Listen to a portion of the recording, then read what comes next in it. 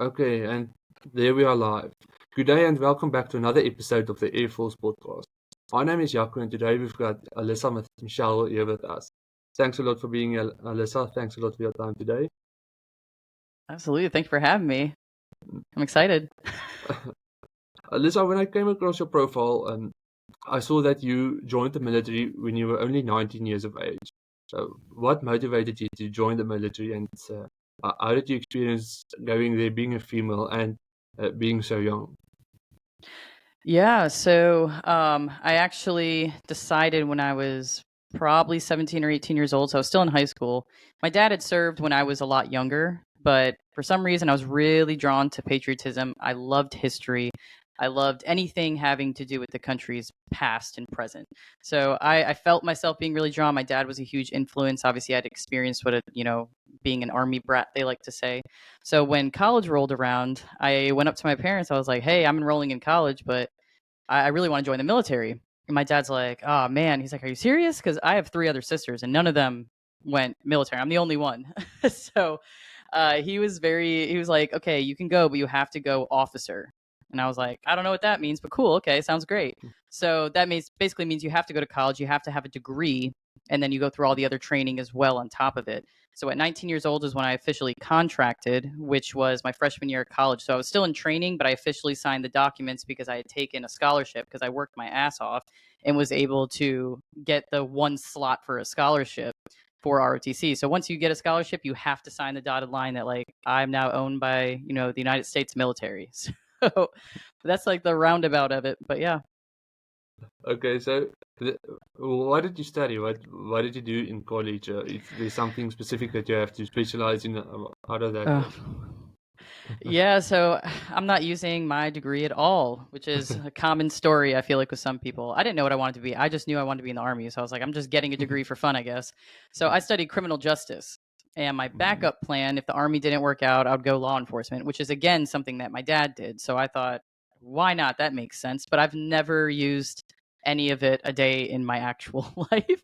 And obviously, the military, I ended up getting out. So, I didn't use it still, but had I known, I feel like a lot of younger people don't actually know what they want to be when they grow up. Some adults still don't even know what they want to be. And I wished I had, if I could go back in time, I might think a little bit harder about it to be like, oh, maybe kinesiology or something with fitness, because obviously that's where my passions right now in life lie. So it's always interesting, but I'm like, yeah, I don't use any of that degree. I just paid for it for fun. Okay. Yeah. And also with that being said, being in the military then and being a female, how was that experience? How did that influence you? How did you grow from it? How did you learn from it? And how did that form you into the person you are today? Yeah, so I always say that the military is absolutely the foundation to who I am. It built everything that I am today. And I actually, when I went active duty, I branched artillery, which was previously only a male combat arms branch. So it recently opened to females, and I was one of the people that rose my hand like I want to do that. I want to be in the field. I want to do the hard stuff. I want to do the stuff that they say only guys can do. So I really tested my grit and my mental toughness at that time, even beforehand in, my commissioning source at school. We had to train every single day. We were students, but we also had to train for the army. So it shaped a lot of me. You meet so many different people from all over, in the military, and it's everyone has different backgrounds. So it really gave me a better perspective on life and how not everybody grows up the same. We're all same in the aspect that we decided to raise our right hand and fight for our nation and stand behind it. So that's what you have a similarity, but how you learn is very different. I met so many different amazing people. When I was in college, I actually went to Spain, where I jumped and got my foreign airborne wings out there. So I mean, I got to train with the Spanish Army. I got to see people from all walks of life. Like there's just so much in a small period of my life in the military that's absolutely shaped me. And another thing I like to talk about is the mental toughness piece. You do things and you train in ways that civilians, we say, just never have had to experience before. And the mental toughness is what has absolutely shaped who I am today. The fact that I know my potential is more than what I perceive. I know that I can do more, that I can be more, because I've had to do things that are harder. Like sometimes I'll just tell myself, Alyssa, you've done something harder than this before. And that's like the push I need to move forward. So that's really, it's really been a foundational experience in my life. But being to answer your other part of your question, the female thing. So since I was the first female fire support officer in artillery for the infantry guys that I had seen, their battalion in that company had never seen a female before, and they're like, oh my gosh, the original thought was like, oh, now we're gonna have to, this girl's gonna be behind, and she's supposed to be calling for fire, and making all this stuff happen for us. So I just kind of like had to swallow my pride, and I'm very much a action speaks louder than words. So I was just like, say what you ever want to say. Whenever we went out to the field, I was able to prove myself. I can keep up. Fitness level wise was fine. I had to jump out of planes with them. Like, I mean, it's everything was just prove yourself, prove yourself, prove yourself. Talk later. Like I could talk later with you guys once you have to gain that respect. So there is a different I guess you could say the standard was a little different for females, but I think there's an air of truth to it because I've seen some who couldn't hold their own, and sometimes it's a life or death training situation. So I see both sides of it, but I just am a firm believer in proving yourself. Yep. And you mentioned a very important part there, especially Mm. I would say in the female kind of line is to gain the respect of your peers, especially your male peers. How difficult was that actually for you, and especially mentally? In order, you have to prove yourself, as you said. You want to prove yourself. You must show them that you're capable of doing the things they are, or even more capable, maybe even better than they are. How did you cope with that? So one of the first things I was ever told was don't ever show up anywhere and act like you know everything. So that was one of the best pieces of advice I was ever given. So I made sure to get on the same page as my soldiers. So as a fire support officer, it was a team of 5 of us. So I had an NCO, so my right hand guy, and then my soldiers. So I had to make sure that they trusted me, respected me. How did I do that? A lot of it came down to my physical capabilities. When I would tell them, let's wake up earlier than normal, let's go to the track and I'm going to run you guys. And I would beat them on these runs. I'd make them do bleachers. I'd make them do burpee. I'd make them do all kinds of stuff. I trained myself so hard so that I could go and show up to these guys and make sure I led from the front. So that was a piece of it. And I know, like, for me, like, fitness has always been like a huge thing, but that was something that really helped because those guys were like, okay. So I had one guy puking on the first day he worked out with me, and I was like, yes. So not that that's the reaction I want every time, but that was for me a huge one. That was the first step of respect that I got from them. Is I'm like, let me do what I'm good at and what I learned.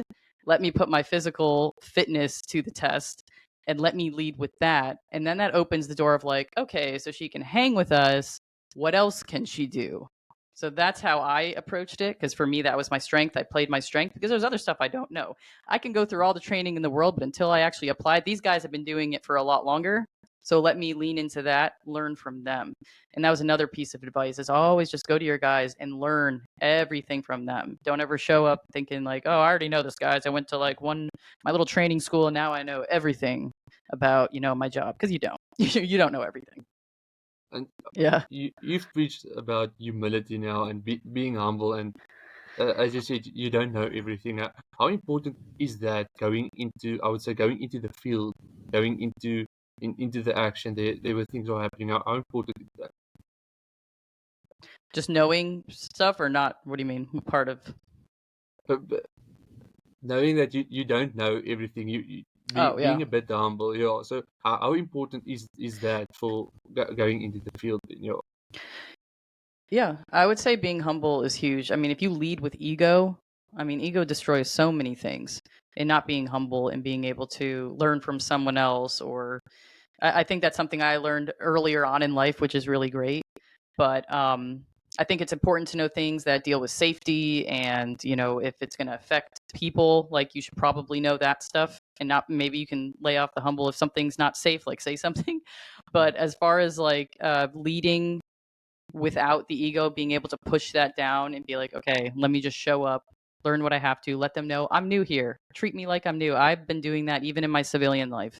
Have become very comfortable with that, and I think it's a very good way to approach new situations, whether it's military service or something else, a new skill, because people are a lot more apt to help you if you're just like, hey, I admire what you do, or I see that you've been doing this for a long time. I'm brand new to it.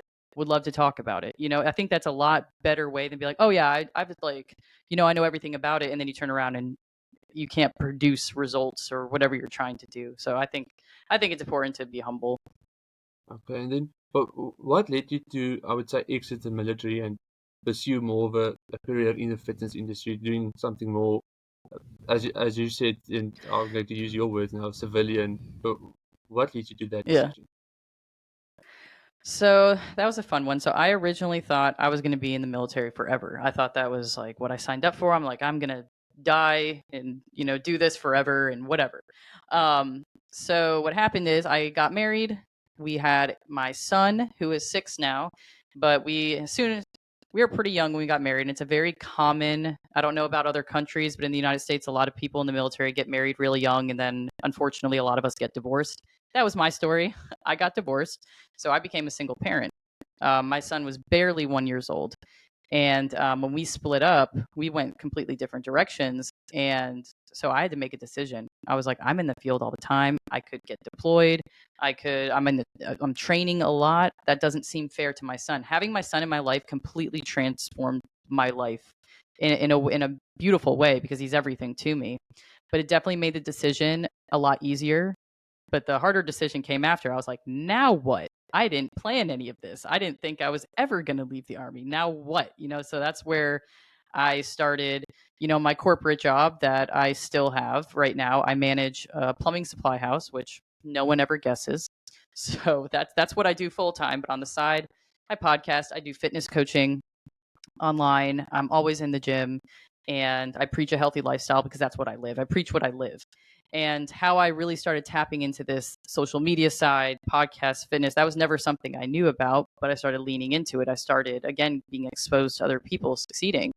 And so it was a very interesting jump. So where I was, literally 5 or 6 years ago, I never would have guessed I'd be here right now. My life has taken a very unpredictable path, and I'm very, very happy to say I did a pretty good time because the world is kind of crazy right now. I'm pretty sure you could probably agree that it's very strange times we're living in. So Yeah, definitely. Yeah. And okay, you've mentioned, okay, you had a son, and then you have quit the military. You're doing a day job. Um, Mhm. how is that going back into the normal life? How's that transitioning? How's that affecting your mental state? How does all of that work?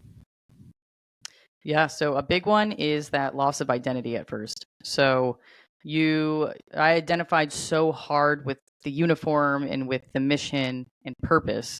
And so when I left that, I was like, what is my purpose? Like, what is the purpose of a corporate job? Like, I'm on my way out of it. That's why I do so much on the side, to the point where I'm like, I'm really growing a business that is going to be sustaining. But for the longest time, until I started leaning into this social media and my strengths of fitness and teaching other people and helping other people transform their lives, I had a huge lack of purpose. I did not know what was the point of just selling things all day and just doing numbers. And there's no like, yeah, plumbers have to do their jobs and builders have to build houses, but I'm like, I just don't care about it. So to me, I'm like, that doesn't really fill my cup. At the end of the day, it just was not making me happy. And I'm responsible for being happy and showing up as my best self. And I can't do that if everything that I do from 9 to 5 is absolutely like a snooze fest. So it's very tricky transitioning because a lot of in the United States, at least when you leave the military, you have like a few options. People either go back to school to get a degree, they go to corporate America like me, or a very small few of them know that they can go become an entrepreneur, start a business, or maybe they go back home, move with family. But there's very few like steps. Like no one said, why don't you just lean into this? You're really physically fit. Why don't you go start showcasing that? Why don't you get your certification and go work at a gym or something? And then I could have maybe been leaps and bounds ahead of where I'm at now. I just didn't know. So it's a very scary transition where there's a lot of loss, again, of identity, because you identify so hard, at least I did, with my service. that being disconnected from it, I felt like it was pointless. Anything I did was pointless after that. So it was a very scary jump, for sure. You've now mentioned also the scary jump is a big transitioning. And how did you transition with all the adrenaline that you used to have, all of the physical the whole time, and now you're working a 9 to 5, as you said, corporate job, almost an office job. Mm. But how did that work? How did that affect you? It still affects me because it was just, not purposeful work. But I mean, I'm exhausted sometimes. I make sure I get my sleep on the weekends. But Mm, I am balancing and juggling a lot. I don't even like to say balance because I think balance is not real, but mm, juggling. I'm juggling being a mom, single mom at that. And then mm, I have a full time job and I'm trying to build a business. I do podcasts like this. I make sure I do outreach, all these other things. I'm trying to do all these things at once without burning out. And to me, I just have to give myself a timeline. I've given myself a timeline, do X, Y, and Z. Here are my goals. This is how I'm going to achieve it. And then pretty soon that thing that I really don't like doing, my job, that'll be gone. And now I'm doing the stuff I want to do full time. But right now I have to grind. I have to squeeze everything into this tiny window because I just know in my head I see the vision, I see the light at the end of the tunnel, and I'm going to get it. Like mm, I know that I'm going to do it. So that's mm. every day I wake up and I try to be the absolute best that I can. If that means I stay up till 1:30 like last night, I will do that. Okay. Why did you stay up until 1:30 last night? So I was building programming for some clients that I got. I wasn't expecting it's a good thing. It was a happy surprise that I actually had Mm, people sign to train with me mm, really soon into me launching. So I'd been in the fitness sphere for a long time, but I had built a new page entirely and I'm like starting from scratch. And because I had a Instagram account that it has over 100K followers, but it was more on the model side, which is a whole nother part of my story. But I started shifting away from that. It was a lot of male audience. I'm like, I want to influence women. I want to talk to women. So I had to make this mm, whole new page. So I was thinking it wasn't going to be that big of a, it was going to take a lot longer to build because it takes a long time to build an audience. Um, so I just had a happy surprise of, people that signed with me and I'm like, awesome. Now I was like, crap, now I got to figure out how I'm going to fit all this into my schedule to start building these plans. Cause right now I'm running a free program that starts on Monday for women. And now I have paying clients too, which is awesome. It's great news. It's a happy surprise. But like I said, some nights are going to be a little bit longer because I'm also working a full-time job. So until I have that perfect schedule that I designed myself, I got to grind it out. mm. And how important is it for you to set goals, and how do you say, okay, this is a goal that I want to achieve, and then how do you take the steps to achieve it and to get out there and to eventually or to succeed and to achieve your goals? Absolutely. So it's one of my favorite things, and I feel like organization is huge for me. I stick with weekly. I have to write things out. I'm very old school. I write things in a notebook. I have it on a whiteboard, or I'll put it in my phone if I'm not near a piece of paper in my journal. But I separate goals into different segments. I'm like, okay, I need a business goal. I need a relationship goal, which is like my son and I. Like I do things on Sundays with him. Like that's part of my goal is make sure we do an adventure on this day. Mm, Make sure you spend time with him each night. So relationship goal, a spiritual goal, whether it's God or mindfulness or yoga or something. So business, spiritual, body, physically, which is huge to me, and business, physical, relationships, body. So four things, like your mind, body, spirit, basically. And then yeah. but I added business. Anyways, I said that like Okay. 14,000 times. Anyways, you get the point. So Yeah. I take those goals and then I write out some tangible things. What's the what, why, how? So purpose, vision, how am I going to achieve this thing? So each goal is going to have its own breakdown. Each one's going to have its own project. And then from there, I'm like, okay, what are some tangible milestones that I can identify? So if it was like weight loss for someone, if that's their goal is weight loss, okay, a tangible milestone is like losing 5 pounds or losing a pound. It's taking a picture and seeing a difference. If it's a business goal for me, it's like I want X amount of clients this month, or I want to get this many results on my free challenge. Like there's so many different ways to set goals, but I think putting it pen to paper, old school, is so important because a lot of us just say we have goals, but until you actually think about it, like what are your goals for yourself? How are you showing up as your best version every day? Okay. Now the last thing you mentioned is showing up, and you've mentioned it earlier as well. Showing up every day, trying to be the best. But what do you do on, I would say, on off days that you're not feeling like I'm going to be the best? Do you have days like that even? And Do you have days like that? Never. No, I'm just kidding. I'm human, of course. We all have off days. We have days where Okay. we're not perfect. We're Then, not robots. yeah. So at Then, least yet. At least we're not robots yet. I don't know. okay. But the off days, Yeah. definitely the gym helps me a lot. That is therapy to me. That is I get to like right after this, I'm going to the gym because I've been Mm. building programming all day that all I need to do is put hand to iron and sweat it out and just feel good about myself. So that's absolutely how I do it. Other times I just like to read a book or I'll just sit outside. I need some fresh air. For some people, that's meditation. It's really hard for me to meditate, but I'll go outside and do like headstands or something, like something to be mindful, something to connect my body to my mind, to actually feel through the feelings. Because I think it's a really weird time right now in the world where it's very emotionally driven. A lot of everyone's offended by everything, and I just like to center myself in a different way to make sure that I'm connecting my values and morals to my actual life and my body, and that I'm feeling all the things. But a lot of it again goes back to fitness, and just sometimes I just got to put your phone away, use the thousands of focus modes that it has on there, put it on a focus mode, and just don't touch it for a little bit, because it's not your phone isn't the cure to whatever you're going through. So on an off day, I definitely have to stay away from it. Now I want to ask you, you've mentioned a lot of things going on around in the world. People are very emotionally driven. What Yeah. kind of influence do you think social media have on people and have on this kind of feelings of people? Well, I think the biggest one is imposter syndrome. Everyone compares their life to the things that they follow. And Mm. that's a simple thing, as simple as just unfollow the things that are making, if it makes you feel a certain way that's negative, why are you feeding yourself demons essentially? Why are you allowing yourself to get wrapped up into someone else's life? I think anyone can build a persona that isn't real. Like if I came onto this podcast and I wasn't who you thought I was, like I just didn't talk at all or was really shy or like mean or whatever, I think that would be a disservice. It's a disservice for me to not show up as me and to not be exactly who I say I'm going to be and who I am. So I think there's that social media creates this world where you can be anyone you want to be, which is a little scary because you can have an entire fake life built, which a lot of people play characters on social media. A lot of them are just acting as something.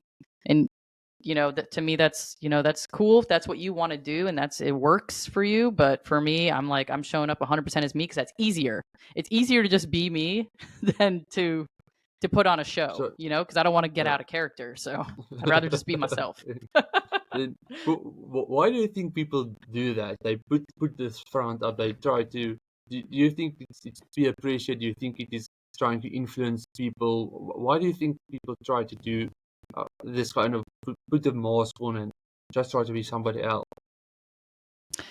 I think there might be a couple of things. There might be more, but I think one, if it makes them money to be something else, that's their motivation is money. So if it's making them money, whether there's like some models out there that do that for specific kind of sites and content that they do, that's a money motivator where they play a character because that's what makes them, short-term cash, easy cash.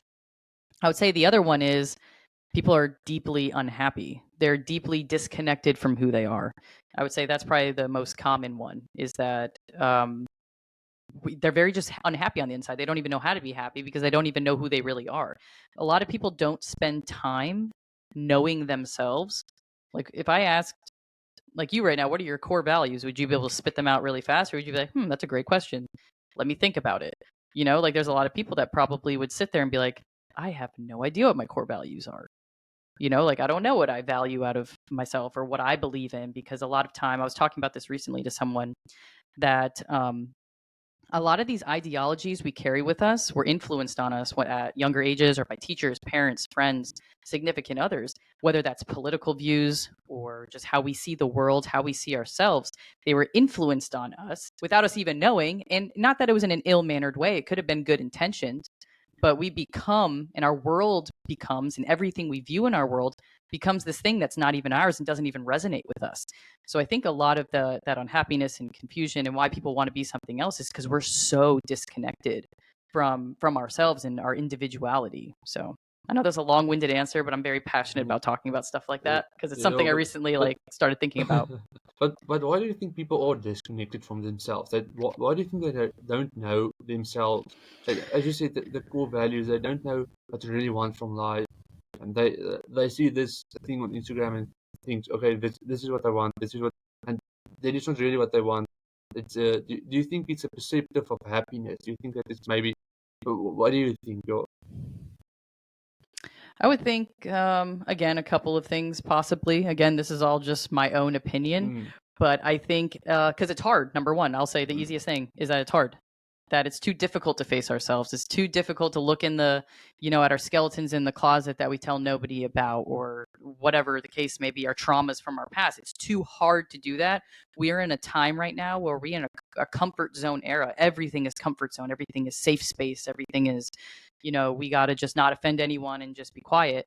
So I think a lot of it is like, like some people just we don't know how to step outside that comfort zone anymore. We're not primal where we're running away from tigers like, caveman used to do. That's not, we don't have to worry about that same kind of things we used to have to do. So those instincts have kind of gone away too. And I would say maybe another reason, I lost that train. I don't know. That's the one I would say though, is that we were just okay, like okay. completely lost the No, train and left the station. So no, it's fine, it's fine. But how do you think that people should connect themselves again? What do you think people should do Mhm. to be able to get back together, get their mindset, look themselves in the mirror and say, okay, this is who I am, this is what I'm going to do, this is the goals I'm going to set, this is what I want to achieve. How do you think people should approach that? That's a heavy question. Yeah. Well, I think they should. I think there was like kind of like two questions. Why I think they should is because that's going to lead to the most fulfilling life you can have is when you're living for you and you're living as you. So I think that's the easy answer for the why do it. But the how, it takes some self reflection to actually realize is there an issue? So if you feel that you're just happy and content, then maybe you don't need to do it. But I think there's a lot of people that just haven't even thought about it before. Like, they don't even know that they're whatever. But I would say, take a look at your life. Are you happy? If you died today, would you regret anything? Would you regret not doing something? Think about it as that's where I would say start is think about today as, or this next 24 hours is the last 24 hours you'll ever have on earth. What would you do differently? If you knew that this was the last day on earth, what would you do in that 1 24-hour period? And I think that would answer a lot of questions for people. Like, gosh, Do you think you've learned this kind of mentality from being in the military, or is it something that you've always had inside of you, or what do you think?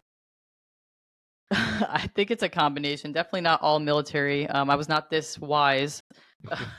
It's taken a lot of time, a lot of reading, a lot of talking to different people. I try to take in knowledge all of the time and change my mindset because I knew that when I found myself unfulfilled and unhappy, it was because of what's in there.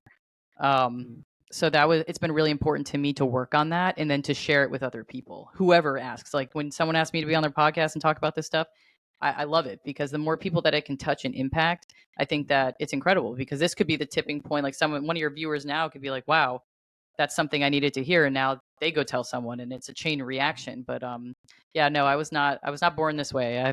No, I wish I was this wise forever, but it's taken a long time to build this mentality. Okay, you mentioned how you were not born this way, and now I want to go back to our previous discussion about how people are disconnected. D- do you think people are born a certain way? That's the process going to take, or do you think people are built like they build themselves, they're built by Hmm. other people? What do you think? How, because I've had people with different perspectives, different approaches about that. When somebody is born, the influence as the first few years of his life, that's going to be set in stone. That's what's going to be somewhere, and that's what's going to achieve, and that's kind of the box they put the people in. And other people say you build yourself, you create yourself. Other people build you throughout your life. So what do you think? So I've been thinking about that one recently. I forgot if I read it somewhere, but I firmly believe that it's built, that you're not born Mm, that way. Because if that were the case, then I would probably not be doing anything that I'm doing, because my family love them all to death, and I've talked about this on my podcast as well. But they're all living in the same place. They're going to work a job until the day that they die. Everything is very much the same. The fact that I do podcasts, even little things like I'm the only one with tattoos, like I'm very different from how I grew up. But it's the fact that I do podcasts. I'm trying to build my own business, which no one in my family owns a business. I'm doing things that, social media, even being on social media in the way that I am in a public figure way, they're just like, what the heck are you doing? Like, they don't understand it. So if we were born into whatever we were born into and that's just who we were going to be, then I would, not saying I'd be nothing because they're great and they're real people and everything, but I wouldn't be who I am. I wouldn't be able to impact and inspire the way that I do now. But it is something, again, you have to consciously decide to change. You have to consciously decide to build this mentality and work on it. And I've made it my life mission. And I want to be the first in my family to do a lot of different things that they've never seen before, and then be able to pass that down to my son and then his kids. And, for it to be the first, that first link in the chain of family that has absolutely changed the course that they've been following for years and years and years.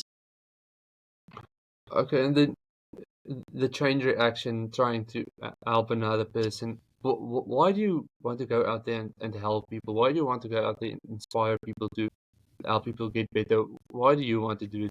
What kind of things does that give you? Does it give you some kind of satisfaction, a purpose? Why do you do that? I think there is a lot of purpose, even like talking on different podcasts when people value the way that I say certain things, or, you've mentioned some things that you like that I said. I'm like, awesome. I love that. I love being able to share that. I think there's too many gatekeepers. They're like, I need to keep all my knowledge to myself. I'm like, no, because I grew up with nothing. And the fact that, I'm doing okay for myself now, I'm like, I did that. And I want other people to know that they're fully capable of changing the trajectory of their life, and it's up to them. I like to call people, I'm very tough love. So I'll call you out. Like, I'll tell you, you're making excuses. Your excuses don't matter. Your excuses don't care, you know? So, like, I like to be that air of it. I'm very realistic. It's a different approach. And that's just how I am. That's how I am in my coaching too. Like, if you miss a workout, I'm gonna be like, okay, cool. You had a bad day. Nobody cares.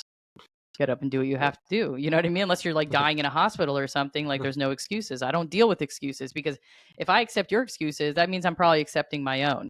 So no thanks. But yeah, I just think it's important to share that wisdom and help people realize that they can change their lives. It takes one decision to change your entire life, and you're just one decision away from that.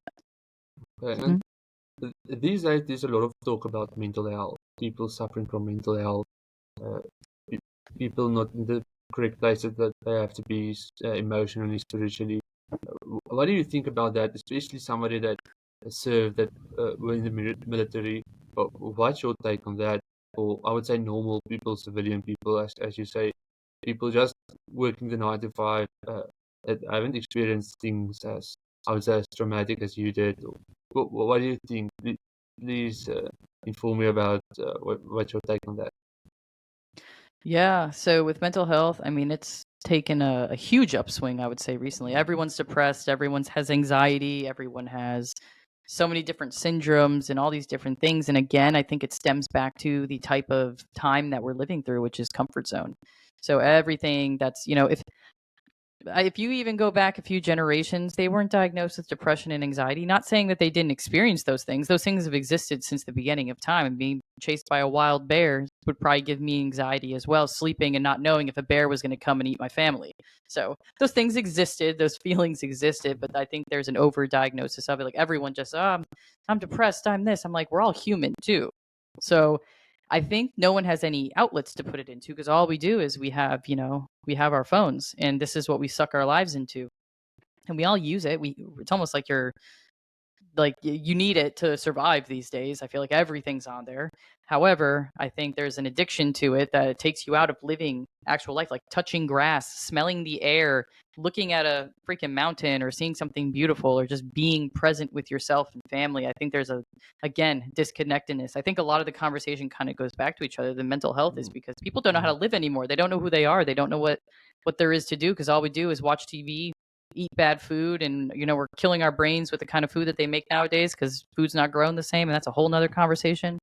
But I just think it's the times we're in, and it's just we're depressed and anxious because we have no purpose. So, and I like to say that a lot too, is I don't think you're depressed, I think you lack purpose. I don't think you're anxious, I think you lack patience. So there's a lot of different, again, mentality pieces that I like to talk about because it's real and it's just calling people out on it. Okay, and then why do you think people lack purpose? Why do you think they don't have that purpose in life? They don't have something to strive to, something to, I would say, look forward to. Why do you think?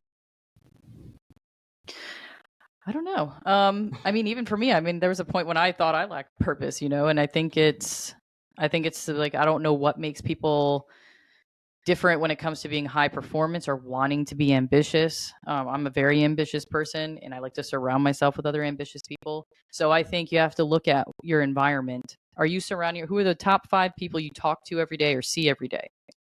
How does that make you feel? What kind of people are they? Are all you doing gossiping all day? Is it bettering your life in any way? If not, you need to cut that out and change your circle. Your environment, what you're eating every day, what you're doing, are you moving? If you don't have ambitions, so I think the lack of purpose just comes from what they're used to, what the environment has for them, the fact that they don't even see potential within themselves. Maybe like maybe they think it just kind of stops here, and I'm like, no, because all of our perceived potential is low until we take one step over it, called mental toughness, and we've had to actually be uncomfortable for a little bit, and then you realize, wow, I thought my potential was here, but I just took that step. Now I'm here. What else can I do? So I think that understanding that and being able to taste mental toughness, I don't know, it's a difference with a lot of people. How should people take that step in order to see, okay, this isn't my line, this isn't my border, this isn't my plateau? How should they take that step? Yeah, it's the stopping at the thinking and doing. Just do it. Like if something scares you a little bit, it means you're interested in the outcome. So I think that's where you need to look at is what are things that you find yourself interested in. If you see yourself following social media all the time, do you have a page on there? Is it a fitness person you're interested in? Is it someone who sings and you like to sing? Is it dancing? Is it drawing? Like anything that interests you. Be uncomfortable. Embrace being uncomfortable. That's where growth happens. Growth doesn't happen, you know, in the easy times. Growth happens when it's really, really, really hard and you're forced to be uncomfortable and do things that you're not used to doing. Okay.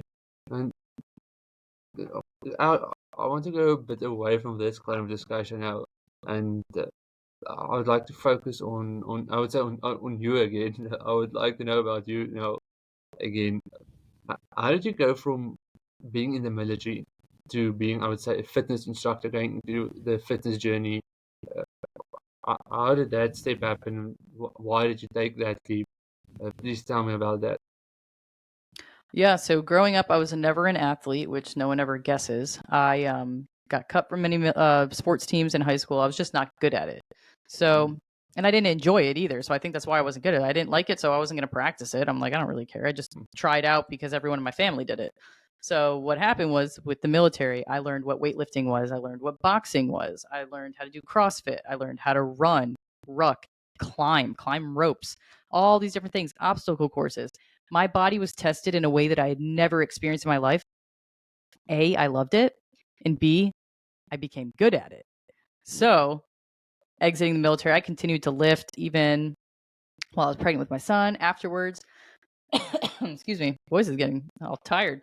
But I realized that was something I really liked. I liked teaching it, but I liked living it. I like living that lifestyle. So even if I wasn't a coach, I would still be in the gym because I absolutely am obsessed with it.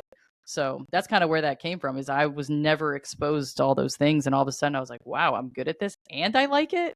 Sign me up." Okay. Uh, okay. There you are again. Now I want to ask you the functional training part. As you said, you had to books, you had to climb ropes. That's functional. That's functional fitness. That's what people can do in their everyday lives. How important is that part of the fitness training? I think it's incredibly important. So I also did bodybuilding, which is what those trophies are from. It's only third place, but you can pretend it's first. It's So, okay. but I did bodybuilding, which actually took away a lot of like the functionality because all it is accessorizing. Essentially, you're trying to just look good on a stage. But I was like, dang, I really miss climbing ropes.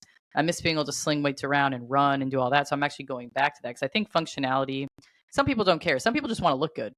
So that's cool. I think for me personally, I want to be able to still move around, hang out with my kid. I want to be able to climb up a rock or a tree or something if I need to or if I have to. I think there's a lot of pieces of fitness that you bring it back to that. Boxing, I think boxing is great because if someone messes with me, I can punch them in the face. But I mean, I also enjoy it. But it's, I think, You enjoy functional punching and people in mixed the with. face.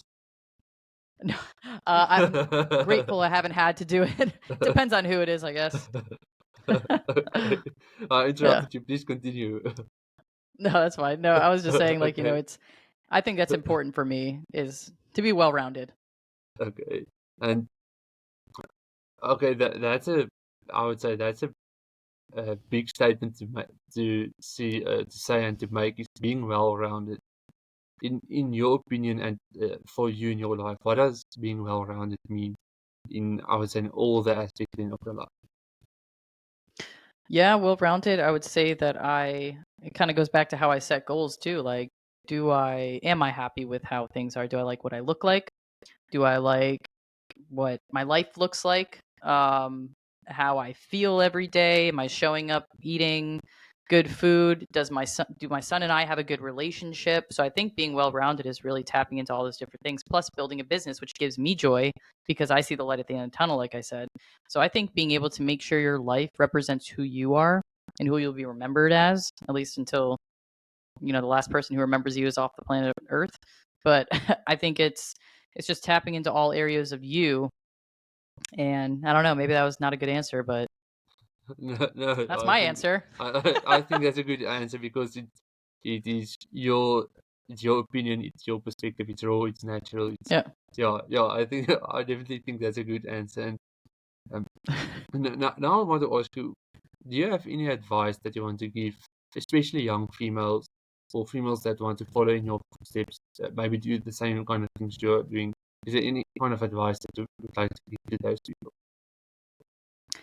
Yeah, that piece of advice would be stop waiting or don't wait. Use this as your sign to start now, whatever it is. You're capable of so much more than you even understand and know.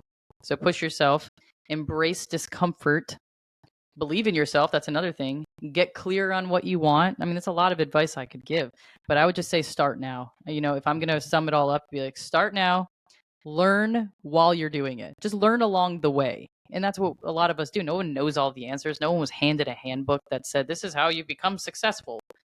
Nope. You just do it. You do it. You find good people to surround yourself with. Like, I have a good mentor. I've made a lot of amazing friends.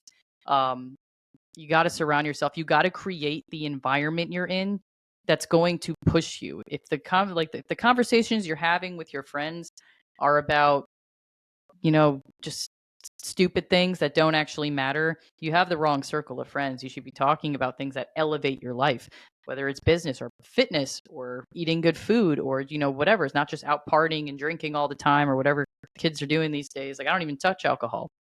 So, Okay. and I did for a long time in college. That's what everyone did. But now I don't even touch it, and I have been living a way better life, and more productive. So I think that's the advice I'd give: is just start and look at your environment and optimize it to your advantage. Okay. And then before I stop the recording, where can people find you? Where can people reach out to you? Where can people go and listen to your podcast as well? Please tell me all the places you are available and people can see you and listen to you. Yeah. Yeah, I'm like everywhere. So again, my handle is Little Fit Patriot. So if you go to www.littlefitpatriot.com, everything is there, including my podcast. But if you go to Instagram, Little Fit Patriot, you'll see my podcast as well tagged there, which is called Risk Valor. But if you go to my website, that's the easiest way. You can find all my links. I'm on LinkedIn, I'm on YouTube, I'm on TikTok, I'm on Instagram, everywhere, Facebook. So that's the easiest thing. Is just no Little Fit Patriot. You can Google it if you don't know where to start. So Okay. Perfect. Let me stop the recording here. awesome. Go ahead.